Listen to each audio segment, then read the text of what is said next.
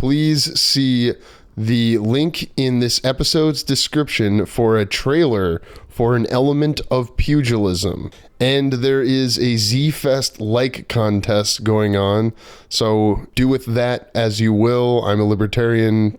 I want you to choose what you want to choose. No, I mean, don't you want people to like us? That's the whole point of it. I want people to like us for us, not because they feel like... Because we told them to? Yeah, we're informing them. Sure. And then they can make their own decision. Well, please click the link and click like. Thank you. You're listening to this episode on Spotify, Apple Podcasts, or YouTube. Hit that subscribe button and leave us a comment. It would greatly benefit the show. Take it away, Kirk. Welcome back to Movie Bitters. You can't laugh. Yeah, he's doing his damn intro. Yeah. Shut your face off. Do you not know how to podcast works? I do not know how to shut Kirk, my face off. Kirk is ready. Look it. Okay, I'm John Travolta. He's glowing. Chelsey. Okay, Vanna White. That damn face, Kyle. All right. Damn face. Hello and welcome to Movie Bitters with the Farx brothers. I'm Kirk. And I'm Kyle. And we're here in the spoilers segment for Speak No Evil. We're here with actor Chelsey Grant. What up? Now it's getting serious. I was laughing at you dead were kids. Giddy about something, Kyle? I was thinking about dead kids. Because I knew I couldn't say dead kids. And it's like the kid didn't actually die. It's in the movie. He died? What do you mean? When you see ants floating in the water because the dad discovers it. Yeah. Yeah. It's crazy. Did you laugh at that, Kyle? No, I'm laughing at, like, I sent a business message that you saw, and you were like, wow, you're kind of blunt there. And I was like, I mean, just finished 2022's version. And, right. Like, how did you feel after you finished it the first time, Chelsey? 2022? Yeah. Well, I was watching it to study, to prep for a movie. The intention was to understand, when I was watching the movie as an audience member, but I had a scope of, okay, they're supposed to be riding the line of when will you break? And I think you naturally ask yourself that as an audience member anyway. And man, I was just so intrigued watching the first one of how it was so horrific, but it's one of those things where you genuinely just feel like you have to watch. And to me, it was a lot of the music and a lot of the silence and just looking at the actors' eyeballs, honestly. I think that was some of the stuff that stuck out the most to me, even compared to the grotesque acts or anything. When they were sitting in the silence in the car, the parts where nothing, in quotes, nothing was happening, but your mind was racing because you knew it was about to turn really ugly, really quick. And it's that vortex feeling of your brain when you go too far. Like if your body is trying to prepare you for fight or flight, sometimes people can have a panic attack if their thoughts race too much. It's like that's what I felt like kept happening, really well set up. And because I'm crazy and I wrote a note in this 2022 one, every single time a boundary was pushed, it was crazy. Give us the first two, please. The first two? You did notes, and I'm very pleased when guests come with notes. We make notes, but we don't always share them with the guests. Yeah. Lori Rivers insisted on it, so we did. So we did. She was smart to ask, so future guests asked me for the doc, and I'll share it. Oh, nice. Oh, cool. Well, yeah, minute 20. Minute 20, the first moral challenge is presented. Besides them getting invited and challenging their typical norm of, not traveling to kind of meet strangers or, acquaintances, that is separate to me. I think the first direct challenge was when Patrick, one of the dads that was hosting, offers the slice of meat. Oh, right, yeah. To a vegetarian who he's talked about being a vegetarian with. Exactly. And he actually praised her as well for the perspective initially in the trip. And then she succumbs to it with very little hesitation. She looks uncomfortable, but she doesn't remind him in that moment that she's vegetarian. Yeah. The shitty thing there is that in the European version, the husband says, just take a little bite. And in the American version, Scoot McNairy's character does not do that. And then she does something clever. Like that's, and it starts being different right there because Mackenzie Davis, is that the actress's name? Yeah, I think so. My wife is a big fan of hers because she was in *Halt and Catch Fire*, which is about the origin of the personal computer. It was an AMC show. Not Terminator? She was also in Terminator, but she had been in *Halt and Catch Fire* before that.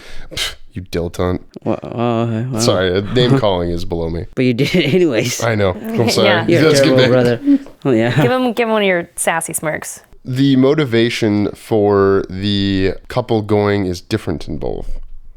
because in the American version, he's lost his job. And it's like, oh, well, this will be something that'll kind of pick us up. We don't have very good ties here in London. And then in the European version, they have a dinner. Like, what am I to glean from that dinner they had? In the 2022 version, I felt like trying to draw the line of trajectory of how they wrote the screenplay is they're playing this heavily dramatic, creepy music. All throughout, very early on, like for the first minute of the movie. But in that scene where, the couple is like, we got this postcard, I don't know, should we go? That's silly, right? And the other couple, that looks like a friendly couple, they have a nice banter, a nice rapport, right? Is not like full steam ahead, like, yeah, go, but they're, amiable to it. They're like, oh yeah, that sounds nice. I mean, that's interesting, right? And the father, Bjorn, talks about, in the first one, he talks a lot about, or at least reflects, it seems to be a very emotionally stunted guy. I think there was something that wanted him to be, like he even mentions, he's like, not the word boring, but there's parts in the 2022 one where he mentions like this pushing everything down, being dissatisfied with himself. I'm just, where they have the screaming thing on the mountain. It all, I think, relates back to the very beginning where he's like crying at that music. He's dealing with a lot of stuff, but doesn't know how. And I think he thinks of himself as very boring and perhaps life is mundane. And the smallest inkling of maybe friends encouraging to say, yeah, that sounds interesting. Cool. It was like a permission to change life dynamic, which can be extremely appealing if you, I would think, have that emotional, halt in front of you, that obstacle of not feeling like, if life is just getting away from you because you're living the same day. Is that just the most long-winded version of an answer that you wanted? I was worried that like I went through like existential crisis of, am I just living the same day? Today was not like other days, so I'm pretty confident that that's not. I'm glad you're here with us and you realize that is not what's happening. Because you're doing cool stuff, You're making a podcast. Yeah, I think the people who think that, not typically, are podcast people. But maybe I'm generalizing. Wait, what do you mean? People who feel like, I think that's also just like a, what's it called? A philosophical question, right? It's like, am I just living the same day? Am I just, but I was just making a silly comment saying, I don't know if people who genuinely feel, if they're so introspective, either in their own personal life and have very limited either family, friends, or outside contacts, or art, or anything that brings them, quote, meaning or joy, I think that would elicit that feeling. I just bared it boned down to, you do a podcast, so you can't be that person. I thank you for elaborating. I did understand you, but oh God, I'm sorry. No, the explanation validated that I was thinking in the correct direction. Oh, okay. Well, thank God. And then I didn't sound like I was woman-splaining. I don't want to hurt anybody with my knowledge that you might already have. No. It's helpful that I got only from my own noggin and nothing else. No, I think it's great. I've had the opposite thing where like I've had to leave someplace. You're mansplaining to somebody? Oh, definitely. Yeah. That's worse. Let's hear about it. Well, let me explain Do it again. Yeah. No, the where I've like I just do not relate to this movie because I also like went introspective to the last time like I was at some place and I just had to leave, and it was because I'd taken some cough medicine and it mixed it with some other things. You're like, I'm on another planet, I should go home. The code names game like blew my mind, and I just had to leave. But yes, you're correct that going back to the wheel comment of having a bunch of things in your life that make you feel whole, your friends, your family, your relationship with your spouse, your community, whatever. Right. So yes, thank you, Chelsey. You're right. We're supposed to be baiting. Oh yeah. I remember that was like initially when you had mentioned that about this podcast, I was like, what do you mean? What do you mean we got to fight? Oh, I thought you meant that we hadn't, we don't fight enough and come up with like disagreements. No, only Kirk fights. Yeah, only I fight with you. Yeah, it is. You look so loving when you said it. Yeah, when I fight with you. Because that's brotherly love right there. I know. I scrolled up to the wrong part of my notes and it said bubbly weirdo, and I think that was me? yeah, it was something for you. Oh my god, I like how I immediately self-proclaimed whether or not that was supposed to be my title. Automatic, That sounds like me. Are the parents bad or good for going back for the rabbit? In both versions, this can be discussed. Okay. I would never do that for my child. You need to learn loss. And She's gonna cry it He's out, like, yeah. now's the time. Yeah. I watched the 2022 version today, and I watched the 2024 version a few months back in theaters. So I'm not as fresh and keen as I was on the other I will one. remind you that the bunny was actually left in the 2024 version, but the bunny was not left in the 2022 version, which you are obviously familiar with. Right. Wait, what was it in the 2022 version? It's under the seat. Yeah, oh my god, that's such a... that moment made me... First time I watched it, big angry. I was like, no. Like, I'm sorry if you're just peaked, because I just... Your sound No, I just think went you're good, crazy. yeah. But I was so angry the first time I watched it. And then I watched it a second time, I'm like, oh yeah, I forgot I was under the damn seat. I will never forget that. To me, I'm relating it back. I think the dad in the 2022 version is not going back. There's a really gross thing that I'm bringing it back to. At the beginning, when they are traveling all together, Patrick says to Bjorn, when he goes back for the rabbit the first time, oh man, you're like a hero. Yes. And I think cinematically, the way that they showed his contemplation was self-serving. Mm-hmm. He thought, now's my chance to get away with everything, be the hero, save my family, and I have the rabbit too. But to me, the opportunity had been missed. He didn't get out soon enough. Both parents didn't get out soon enough. So it's self-serving. I'm not saying he deserved it. That's awful. It's an awful thing to happen, this whole scenario. If Indiana Jones reaches for the hat and it crushes his arm, that's on Indiana Jones. That's how heroes think. But it's a character flaw. Absolutely. I don't think that his reason was to make his daughter happy because he thinks she'll be scarred for life without that rabbit. I think the character drive is, won't this be such not incredible story, but like, I have then gotten out, scot-free with everything then. This is just going to be something in the past. And it's like it never happened, if he can get the rabbit as well. Maybe I'm leaning too heavily into this one bit of symbolism. No. You gave me a counter argument in that, no, he's worried about the emotional scarring of his daughter who has gone through this traumatic event and doesn't want to compound it. So maybe he is a good father for going back. Right, but do they really dive into that one as much in the 2022 version? I think they do the kids a little bit of disservice because they don't explain as much of her reasoning. In the American version, they give both kids a lot more arc. Yeah, which actually, watching the 2022 version today, I went, you know what? That's one reason why I like some of the writing and additional depth. And I do think that would, if they did that in the Dutch version, it would make it stronger, because the more you enjoy characters or learn more about them and potentially could relate to them or understand them, the harder it will be to lose them.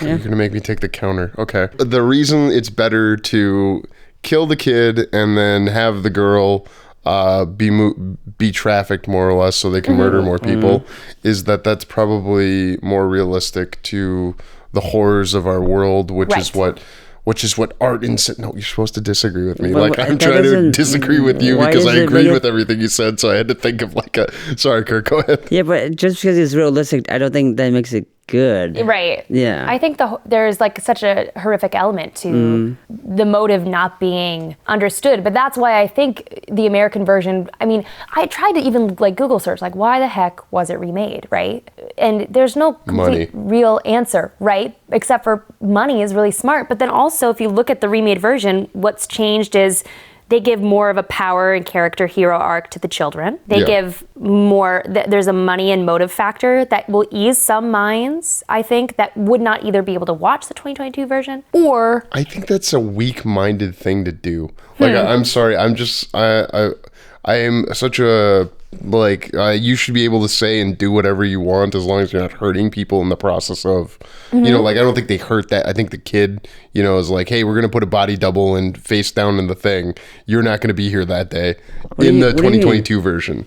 Oh, wait, so you're saying in the story, the parents put in a fake body? No, in the production of, I think it's, I want to argue for the 2022 version over the 2024 version, which I did not see myself coming into tonight doing. I thought you as the more Anglophile / European traveler, would be more on the side of the 2022 version. And I think that the ability to show something so dark is important, because you got to be able to look into the abyss, but not stop before it consumes you. Right. I'm going to say I do prefer the 2022 version. Damn it. My only thing with rewatching it today was realizing I was missing some, as from a nerdy actor perspective, some bits that I think were not missed on the 2022 version because it's so good. I believe it's a well done piece of cinema and good storytelling. Sure. But watching the new one, I went, fuck, they did really well with the kid characters and making you feel more directly related to them. Now, they also gave them, like I said, to the vindication for the son. They gave a lot more screen time, verbiage, dialogue, all this stuff to those kids. If they sprinkled a little bit more of that into the 2022 version, I don't think it would have hurt what they already had done. I'm just saying, rewatching, going, oh wow, it hits really hard, but I think I would have liked to have known more about, I think God in the 2022 version, he just has the part where he opens his mouth in front of him, which he also does in the 24 version as well. How about cutting off the tongue? Where are you at with the cutting off of the tongue? Like from the young actress's perspective or actor's perspective, and then showing that? Sure. I would love to trust that, to be honest, standards there are very different than here. They are really different about production there when it comes to just, we grind away, and even with union, they find ways to we get the work done, right? Yeah. They're a lot more about preservation on health and turnarounds and things. And so I would love to think if something came out where, there was some mispractice there or sure. Trauma for the kid, I'd be like, hell no. But like you said, if there was a double, that angle of the tongue, I actually was observing it on this one because I knew it was coming. Yeah. There's some arm angles and some hair angles and some, obviously prosthetics and a lot of things that I just said, it is a grotesque shot. It's pretty close up. And I was watching, there's this part where she's actually out of the car and there's just pooling blood out of her mouth. Yeah. It's pretty, viciously bright red. And I'm like, okay, so I think of the color grade. I think of, how did that child motivator, formerly known as child wrangling, but now it's called child motivating. How did they relate to the director, relate to the parents, relate to the kid? So as long as all of that stuff, I think, was well approached, which I feel like in a movie as making a big of a statement as Speak No Evil, especially the 2022 one, I feel like they'd be putting the effort into making that as mindful and least traumatic as possible, Yeah, we don't have blood dripping from any of the children's mouths in the 2024 American James McAvoy version. Yeah. But yeah, that shot. But that, from a production point of view, my mind goes to I just tell my daughter, there's blood in this scene, so you're going to put blood on the, front of your chin, and that shot is just someone carrying her away, Right. Yeah, and it's like I said, it looked pretty bright red. It looked pretty, and I know there's some lighting stuff, but there's a lot of most kids. It's you see the video games that they play too. It's hilarious. It's they're crazy, and I come from a family who loves video games, but you look at some of those games and it's holy moly, that person's head just come off, and it's craziness. So if you're in a state of play and if everything was done, with a lot of healthy communication and smart stuff in mind, especially if you're, likely that close-up shot with the tongue was not even having a kid near it. It was a double plus a prosthetic. Did you look it up? No, it would have had to be. You could do if the kid. There's just no point of having the kid there, but because you see their face. Yeah, but it's quite distorted. Okay. Yeah, I wouldn't want to. Have you seen Terrifier? No. Are you shocked? There are no kids in that movie. No. But there's a part where they cut a woman in half from the butt first. Wait. Yeah, I know, right? And Kirk and I watched this for shits and giggles. No, for the podcast, and because we had someone who put music on Terrifier 2 on previous episode, linear listeners know. And I was against it, and then this person came on and was like, no, I've met her, and like how they shot it was like this, and they, you know, and he was like, no, she's cool with it, and I was like, wow, okay, well, I believe you should be allowed to say whatever you want, and as long as no one was hurt, you know. Yeah, that's cool. right. Yeah, it's like, especially with the special effects artists too, a lot of the times their communication level is just, at least the ones I've worked with have been phenomenal. Like all of them. Yeah, especially with, you know, anything that has to do with like hand-to-hand combat, like just phenomenal communicators. You're essentially as prepared as you possibly can be with this weird stuff happening to you, on you, near you, to someone else, you know, within your scene. And so, yeah, I mean, I think in the 2022 version it was necessary. Not necessary, they could have done something just as grotesque or a version of that or whatever it is. But that was ultimately, the point was to get to that high level for, you know, the audience to continue to question, would I have been able to be, would I be here? Or if I was, you know, transported to all the way to this very moment and I was sitting in the front seat where Bjorn is sitting, what would I be doing? Would I be just screaming my head off and getting beat to shreds by the other guy? Yeah, you know? I can't stand the 2022 version because it's like, I would, like, throw a goddamn punch, you pussy. Well, I'm sorry. No, but also, he's spineless. Well, he starts, I wrote it down. I mean, even when he tries to stick up for the son. During the music part. During the part where he's dancing. Yeah. He tries, and it's a really smart, I don't know if it was directing or actor choice, but it was, I mean, he is so full of fear in his voice. I mean, but he knows what he's saying is he believes in.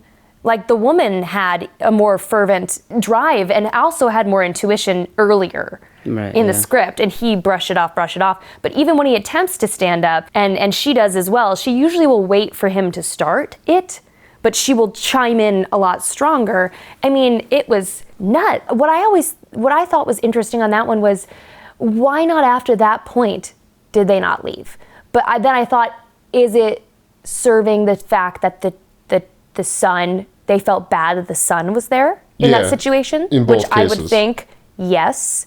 But then I go, okay, well then could you have, you know, I think, you know, I'm a nerd, I'm annoying, and I'm like, do they leave and they call Child Protective Services, or are they afraid something will happen before then? Or do they, you know, there's not much reception, is there? So would they have, so I start problem solving and playwriting and screenwriting. I prefer in the 2024 version when they throw him in the lake and then it's like, no, you can't do the, you'd have to jump in. But at the same time, part of where my mind has been going in this conversation is like, I live within 10 minutes of the Mall of America. People are trafficked out of there all the time. Yep. And like, what can I really do about that?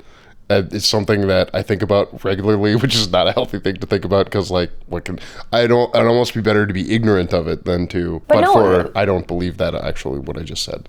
I'd rather know and, you know, understand that I can't do something than not know and then be like, oh my God. Right. Someday. Right. I mean, it is just, again, like it's a challenge of morals. And I think both movies do that. Morals and the ability to speak up and in what way. And there's like so many layers to it. That's why I weird to say I love these movies. Actually, what happened is at the end of the 2024 version, even though it was not, I didn't like it as much as the original. It went down and I turned to my friend and go, fuck. That was still really good. And there was an old couple right behind us. There was like no one else in the theater. Yeah. And they just started nervous laughing because they just heard this young, well, not young, this woman, me. Hey, don't let the old person in. You're young. They just go, fuck, that was still pretty good. Like, you know, and it's just obviously the dramatic music is playing and there's credits rolling and people are supposed to have their denouement where they're just trying to settle down and come back to reality and forget everything they just saw. What does denouement mean? I heard that in a podcast today and I was like, I don't actually know what that French word means.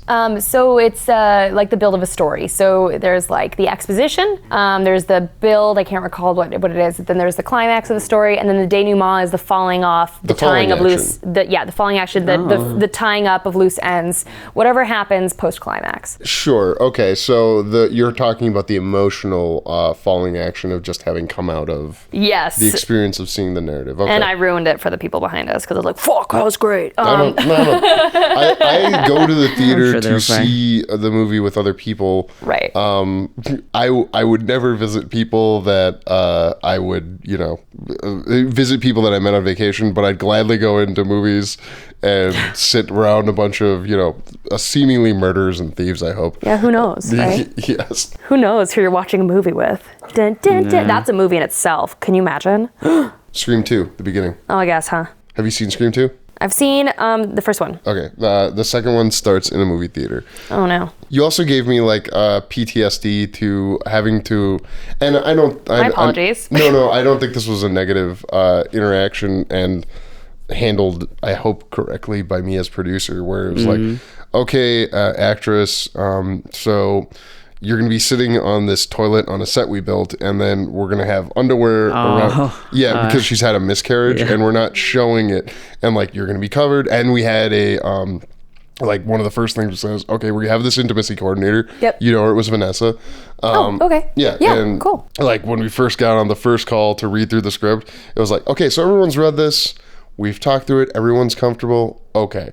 And then we will talk through practically how we'll do things with each of you individually. And then if you have questions, please ask us. We will include the intimacy coordinator in all of these conversations that involve kissing, things like that. And it's like, ugh. While my taste and ability to watch things is very broad, what I would be personally comfortable making, pulled that one off, but. Right. It is like, it gets gritty. It can get gritty. And I'm grateful that there's more positions expanding. So then there's more dialogue happening around it. Because I think there was a lot of movies, even like I think about me in college, that really wasn't a thing. Intimacy coordinators, you mean? Yeah. And I remember in the cities, I got called back for a commercial and I kissed 3 different men because the ladies were late for when I was supposed to be, They were pregnant? Pardon? Late? Wow. What? But yeah, I was the only one in the room, and all the husband actors were there, and I'm sorry, I shouldn't have said gross. Yeah, gross. I just feel like it's gross behavior for. It was pre-COVID as well, so yeah, that's the other thing I was thinking. But then I thought about it, and I go, oh yeah, I remember getting called back for. Some of these people I had worked with kind of in scenes, or they were my classmates, but some were upperclassmen that, you have to have a hard and fast conversation. Hey, are you comfortable with this? Cool. Okay. Well, right here, it says that we're supposed to do this. Is that cool? But you're just, in your head, you're thinking, fuck, I want the role. I want to do well. I want to whatever. When you're younger, especially, because I think there's a lot more pressure to, you're just trying to be involved, right? As opposed to as you're older and as you can get older now, you take more classes and you're like, best thing I can do is just try to stick as close to the character and be the best communicator with my scene partner as possible. And from there, it's not my choice, Watch me land this plane. So in high school, and I'm going to bring this back to uncomfortable kissing. Oh no. In high school, you did MASH as my God. high school play. I did. And when I was in high school, we did Get Smart in the Beverly Hillbillies.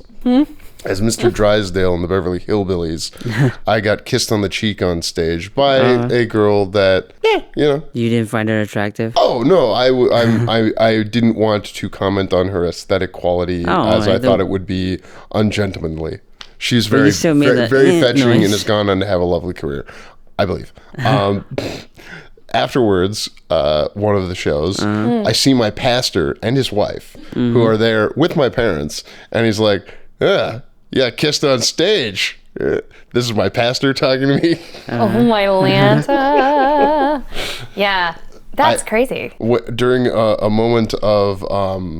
and this is not a story I'm going to give a lot of details upon because I don't want to derail.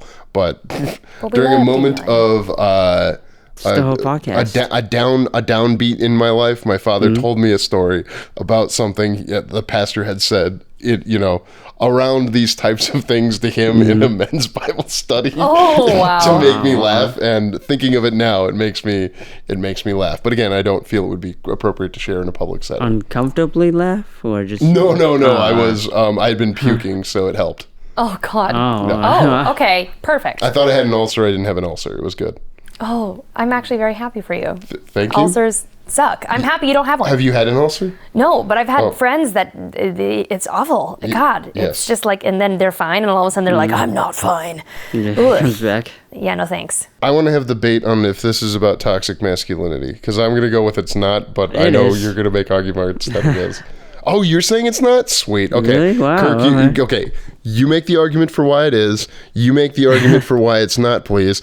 Let's go. Let's fucking go. James McAvoy's character could be seen as an alpha male. He's assertive. He takes control. He does what he wants. Yeah, he's gonna get this beta, the husband. He's very passive aggressive. Not passive aggressive. He's very passive. Passive, yeah. I mean, he's almost a cuck because he had his wife texting this other man. Yeah.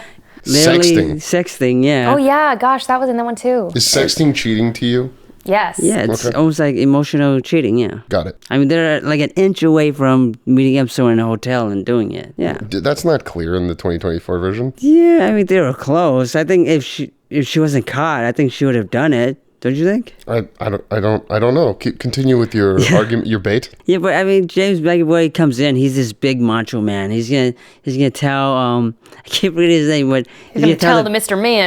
Man how to be a man. Like, don't hold it inside. Don't put it here.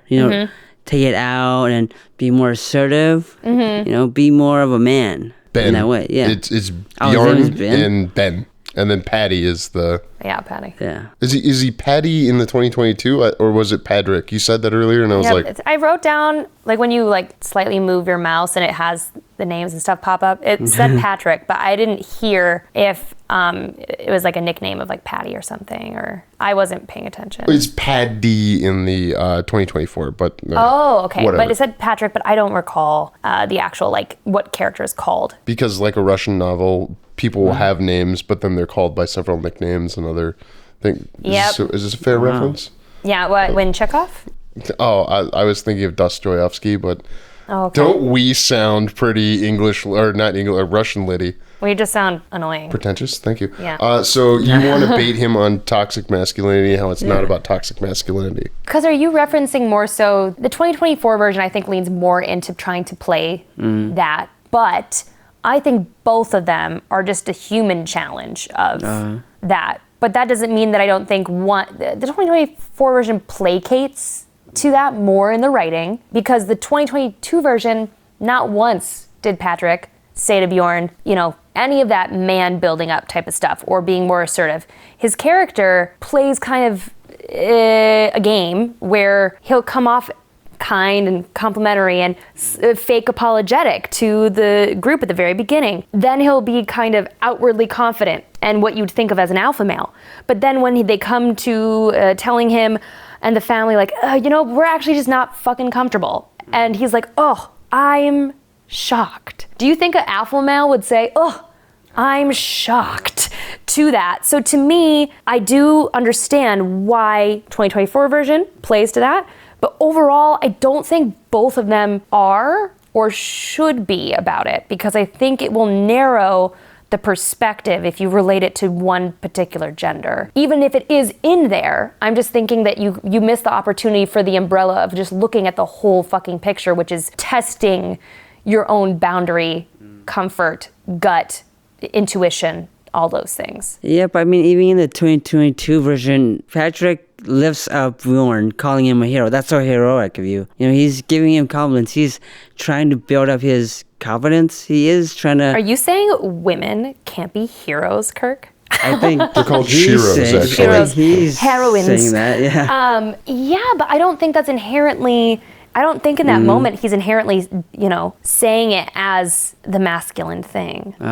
He's just trying to butter him up. Yeah, I genuinely think it's just the sleazeball approach of he understands how to get people on his side. He did the same thing to the wife about her being vegetarian. Same exact type of buttering up. And Louise has a hero's journey in 2024's version because she doesn't eat the meat, and then she's more of the action hero. She at does the end most of the saving in the movies. Yeah. Mama Bear. Yeah. I would hate to restate anything that Chelsey said as to be accused of mansplaining. So instead, what I would like to do is do comparative cinema baiting and say this is similar to my argument for the substance not being exclusively about women and how it's kind of been related. Well, it's about accepting yourself. In both cases, the movie that what you're calling toxic masculinity in Speak No Evil is that Patty seems self-assured and confident. And it is not toxic masculinity to be self-assured and confident. It's not, one could argue that in the substance it's toxic masculinity that causes, Demi Moore to have to transition into being the younger self. But the argument I made as to why that's not specifically a sex-based only story is because it's about your younger self writing checks that your older self has to cash, and both men and women experience getting older. Like in that debate we had, it doesn't work because she's eating chicken, but then the younger person doesn't pay for it. The fat isn't going anywhere, so it doesn't matter what the old person does. I haven't seen it yet, but I have heard that it is very good. Yeah, there's definitely a sex-based angle. I would argue. I'm arguing both sides of this. I just try to come up with an argument against myself. Sometimes it's called self-baiting. Sorry, because it's fun. Yeah. Yes. Yeah.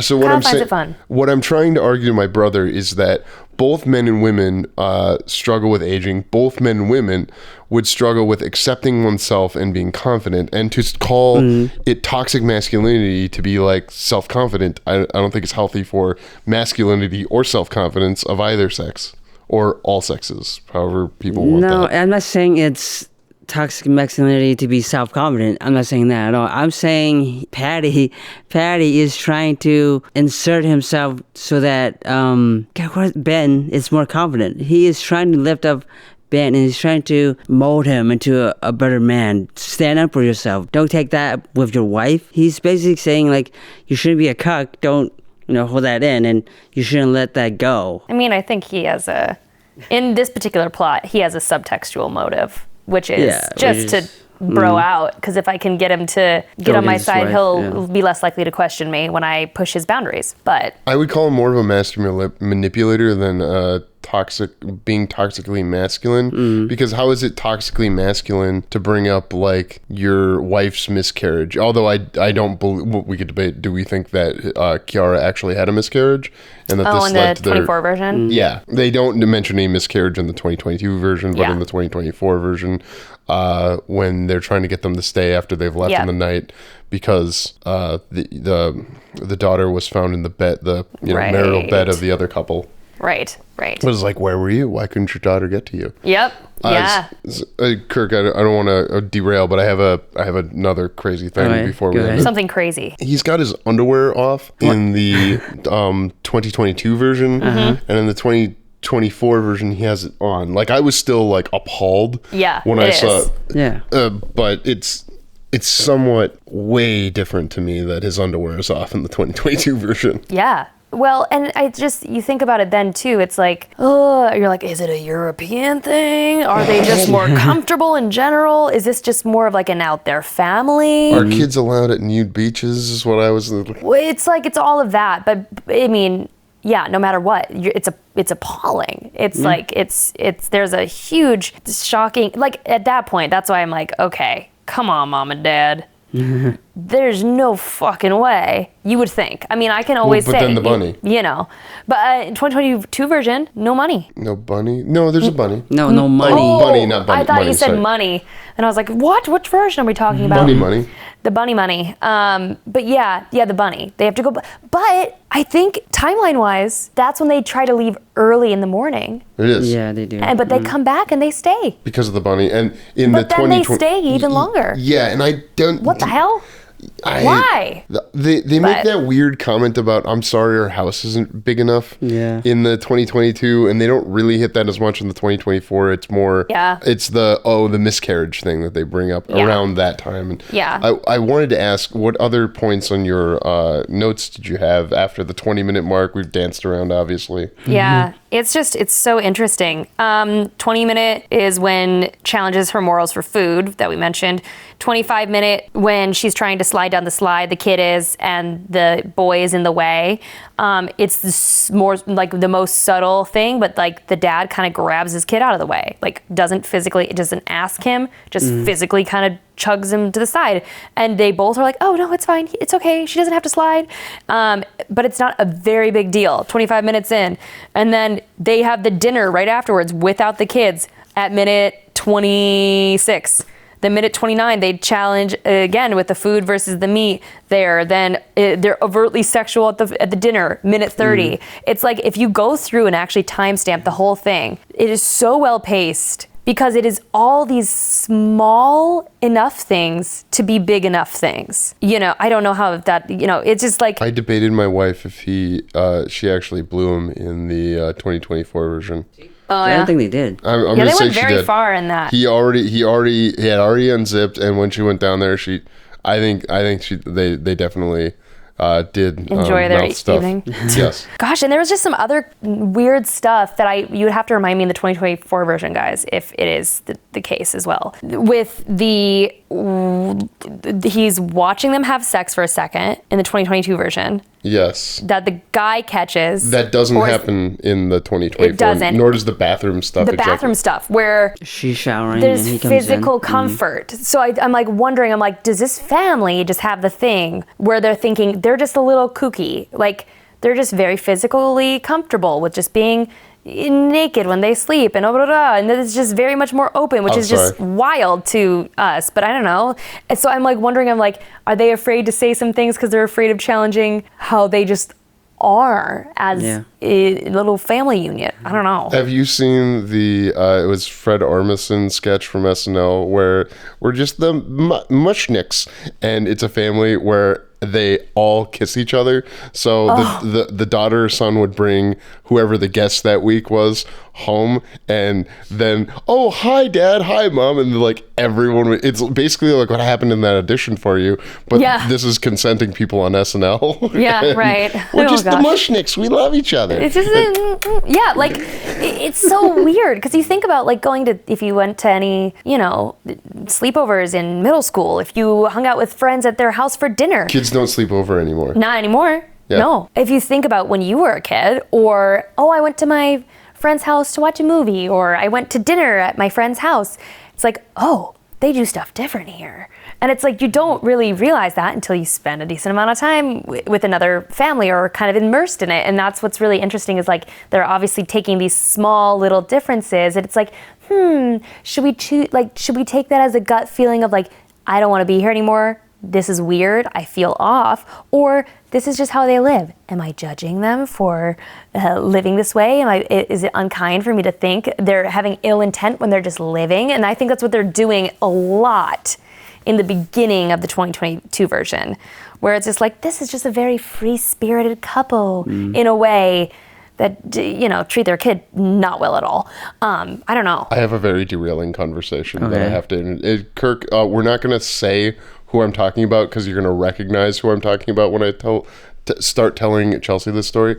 So we had dinner at a friend of mine's house, and I was very uncomfortable going to the dinner because we had just been hanging out in the backyard drinking beers. He's a neighbor of mine. And the reason I was uncomfortable is because prior to this, when my daughters walked up to the house, I had skateboarded there because I'm a cool really skateboard cool. dad. Yeah, and they heard the eldest child screaming bloody murder because about 10 minutes before that, we're going to go back 20 minutes when the eldest son and I were debating what his mom's position at work was, which relates to our whole because I said, well, she's the head of her department. He's like, she's the temporary lab manager right now. And I was like, well, I think it's an interdepartmental lab. Doesn't matter. The point is he wanted to be silly by the fire where we may have been drinking some beers. And he brought out a frozen sausage and a poker because we were the kids were going to roast marshmallows again while adults... it's basically King of the Hill, Okay. Yeah. Got it. And so the frozen sausage that the eldest son brought out, he wanted to poke, and it broke apart. And since we're talking about a movie where a tongue gets cut out of a child.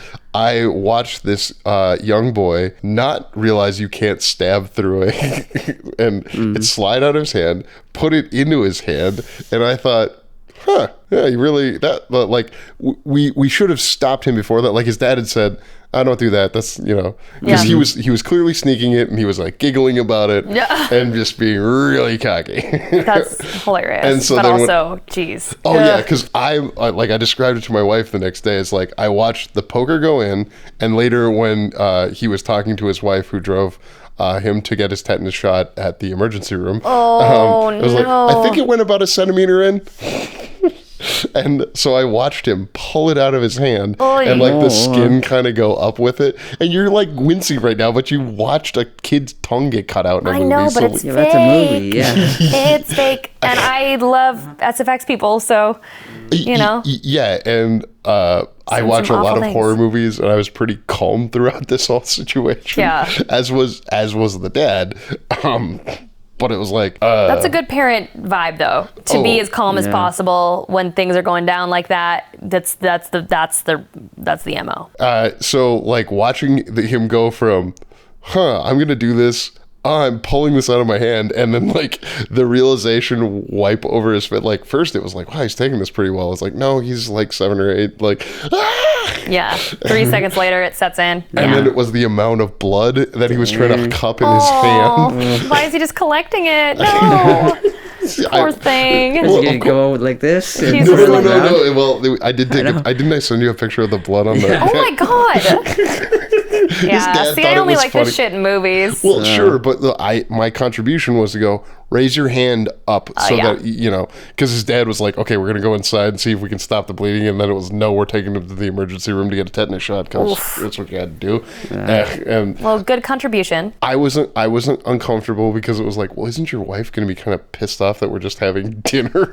And I was like, well, there's nothing we could do. They've gone to the emergency room. The bleeding stopped. They're going to see him. And, all the good things. All is well. How is he? He's fine.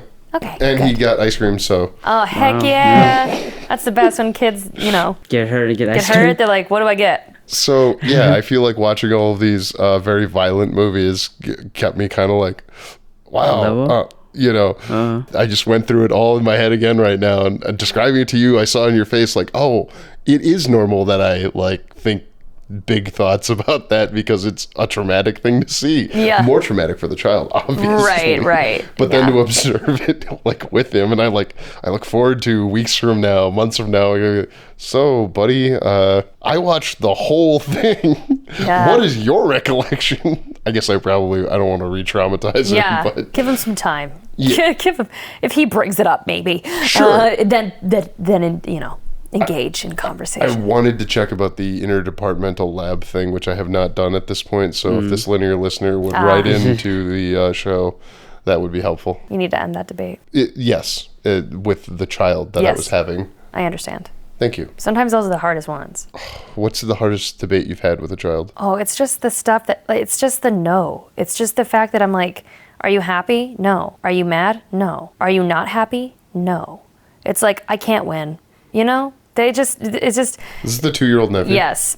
Who we'll talk about in the interview section that comes after this? Oh, well, yeah, truly, it's hilarious. Like, just the amount of nuance in the no where I'm like, I feel like you've consumed my question. Mm-hmm. And you really freaking want to say the same no in the same whiny voice. Yeah. You little poop. The power of denial. Yeah, I know. They don't have much control over their lives. I know, so they gotta go for it. And that's why I get it. But that's why it's also really lovely with out of nowhere when he goes, yes. And I'm like, you win. No matter what, you win. That was adorable. Why does Mujadid or end Mike?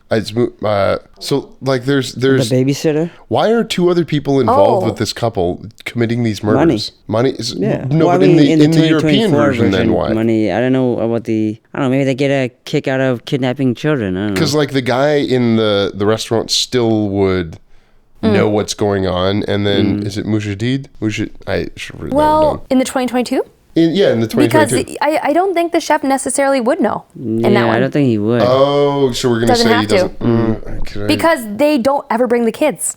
They could just be a So this guy just... Couple that likes to go out with another couple Date when they night, host him. yeah. Date night. Double date night. We could argue the money is... I could argue the money is involved there because in both versions, the Ben Bjorn pay. So this guy is motivated to not look at what's going on because... Well, this guy comes here with somebody who pays every time, so... Yeah. And, like, you got to think this is, like, all of their moves, you know? It is. Yeah, totally. It's like a date rapist or something because... It's so streamlined. It's actually scary. It's great how well the actors do it because obviously they're doing it for the first time while performing the movie, maybe a few takes, but the lackadaisical, the very chill way in which they do it, the way in which I love watching the 2022 version again. I liked watching the way the couple interacted, Patty and Karen. Kiara? Kira? Or Kieran? Yeah. Kieran? Yeah, it's like Karin, but it's obviously got a certain... The American is Ciara. Kira. Okay, I'm talking about the... Yeah, I know. Yeah. Sorry. So, no worries. And so, I like looking at their interactions, their eye contact, because they're just so loving and kind and just very chill. And then, it's like you said, it is some kind of grotesque version of, somebody who roofies drinks every Friday at a bar. It's just so streamlined. They've taken kind of the emotional feeling away from it and just tapped into whatever emotional facade that they need to put on for all of these moments to just work with every fucking couple, with every kid. The couple in the 2022 Danish version is more equal. She's more powerful. Yeah, she's in on it for sure. Well, she's not on it in both cases. No, she is definitely groomed in the 2024 version to be in on it. She's stuck there. She can't get out. Oh, you see her as... Okay. Because she's his first victim. She says that. I was the first one. She was the first child, and he just didn't... Because she is young, right? Yeah. She's younger. 17 years, so she says I was the first... It could be a lie. It could be. Yeah. But it does... Both plots would make sense. Yeah, we'd be arguing for when are they lying and when are they not based on another text. Or, within the text. Right. Should we end on stoning versus getting shot? Or falling? I mean, stoning, they died. Getting shot, they were fine, right? The couples? He shoots, Kiara gets shot. And then she falls off the roof and then dies. That's how she dies. And then he gets stoned in a sense. Yeah. I think it's dumb the kids have arcs the way they do, because that's like a dumb American thing. I'm trying to think of as a European now. Like I said, I would have liked some of that depth brought into the 2022 version, but 2024 just went for it. That's why I was like, the kids are the hero, which is just a different movie. That's fine. It's just a different movie.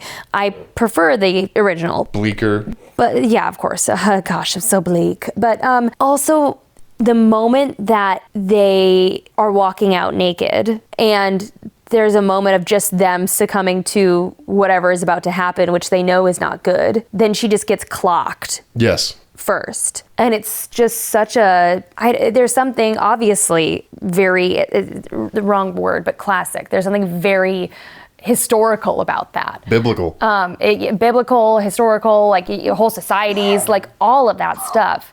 There is just a lot of, you don't see that in a lot of movies. How'd they even do that, you think? Is it just like foam rocks with red paint on them? I would think it'd be some really interesting prep, not only on the art department side, but SFX, and then as well as like the physical relationship and actors and how to interact with that stuff. Because if it is obviously foam, even with a light bit of weight, it's like really following through the correct way. Because I think she's hit a few times. They're both hit quite a bit. By the end, you see all of the scarring. You see it connecting. But in frame. Yeah, it is awful. But the first one doesn't. It hits, and it's almost like she's confused. And it's really well done acting there, I think, just because you're just sitting with her in that horror of knowing what is now going to continue, likely.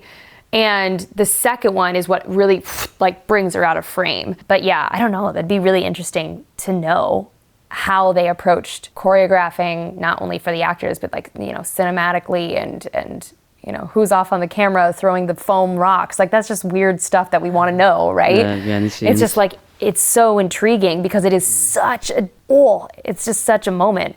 And, again, nothing against the 24 version. It's just different. They just didn't go they went for the cleaner, it sounds weird, but a cleaner wraparound, more of a hero hopeful arc, hopeful. They made a movie that made 200 times what the original made. Oh wow, really? Because the first one made like $300,000. It's under $400,000 worldwide, whereas the one last year made like over 76 worldwide. Thanks for coming in with that fun fact. Oh, you're welcome. That's crazy town. Wow. Well, James McAvoy isn't. Yeah, they also have big stars. But yeah, there is a lot more visceral stuff in the original version that leaves a stronger impact. Right. And that's not to say, it's I guess kind of in a way similar to what I kind of was talking about on a different segment with you guys, which was what will sell in appealing to more people and doesn't take away from how good it is. It will potentially appeal to a larger mass, but that doesn't mean that you shouldn't have more of the independent storytelling. And maybe sometimes those independents pop through and go crazy and amass a large audience as well. But it's like, similar to when I was thinking I was going to do stage my whole life and thought I could tell dramatic stories like Shakespeare and Chekhov and Greek tragedies. I can't live off that in this market. But that didn't mean that I didn't enjoy doing the musicals and the more classic 50s plays or, Arthur Miller or things like that. Like, still enjoyed those things, but it was even more, I think, just to me personally as an artist, more enjoyable to dive into things that were new or really turned on their head or something I felt like I hadn't seen done a bunch of times, which is, out of both, which one's more memorable to me, the original, but both of them are well-told stories, I think. You're a good litigator for both cases, I guess. Exactly what you didn't want. You never thought you'd have to fight the lawyer on both sides. Any things we didn't get to on your notes? Yeah, I think one of the things that also shocked me a little bit is when the dad did not. I understand he was trying to get out of the house really quickly in the original version, but the mom and daughter are just sleepily sitting in the back, as he is driving to save their lives, and he knows he is. I'm not saying it wouldn't happen, because I believed every second of it while I was watching it. Like, this guy is so mortified, he's just trying to escape what he thinks is this hell he's currently living. But let your wife in on it, dude. Something. Because then, guess what? They fucking go back to them, and they're like, look, it's okay, we saved you. Like, we don't know, maybe that kid that had just fallen in the water. Well, doesn't she make the call? Doesn't the wife call? Yeah, that's why they end up dead. Yeah, and it's like, oh man. But it's just another thing. It's a purposeful reversal for the audience to be like, fuck. Same thing with the rabbit. It's, they want the reversal to make people shake their head like you're doing right now. And it's wonderful. That's smart storytelling. But also, I think it's fun if you have any sort of writing background or are an active audience member that likes to question, is like, okay, I believe that they could do this. I'll suspend my disbelief that he could feasibly go on that car ride without saying anything. But I also, if there was a version where he must speak or engaged. Or the kid figured it out because the kid had a will to live and tried to communicate, hey, I'm, going to be killed. You could, I guess I'll self-bait. The kid in the original might not know what's happened, whereas the kid in the American version figured it out. Right. Absolutely. And that moment was really powerful, I think, in the 24 version, where the kid was the one to discover the things. Obviously, they said they had a lot more of an arc and everything. Like, taking them both separately, I thought that was super interesting. Now, is it also slightly placating to an audience's excitement for the revenge and redemption? Yeah. Dumb American audiences or worldwide audiences, because it made, again, 200 times what... it did well. So, but yeah, that was the only thing. Was just, trying to understand. I said those silent moments were really powerful, I think, in the original. And it makes you think, okay, so if they were forced to say something here, what would they say and how would it have changed? They killed the kid. Let's get the fuck out of here. Yeah. Yeah, they should have ran. So, Chelsey, could you give us a tease about your interview segment coming up? Yeah. We talk about the most deepest, darkest secrets. Wow. That I have. You're a gossiper. Everyone says it. They say it. Meryl Streep and Chelsey Grant, big gossiper. God, big gossips. she loves to spill tea and drink it too. I don't know what that means, but sure. Yeah, that's the tease. You can't spill your tea and drink it too. I mean, you can't even try it hard enough, right? You can look it up off the floor. If it's chai, anything can happen. Chai, what makes... Is there a difference between chai and regular tea? I don't know. I'm just trying to be cool here. Chai means tea. Chai tea.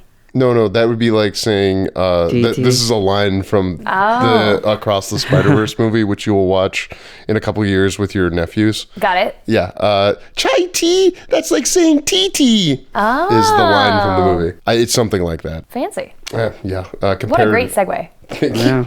I love it. For being on the show, Chelsey. Thanks, y'all. It was fun. Thank you for listening. For more on JK Productions, find us on Instagram at JK Productions Team and on Facebook, JK Productions MN.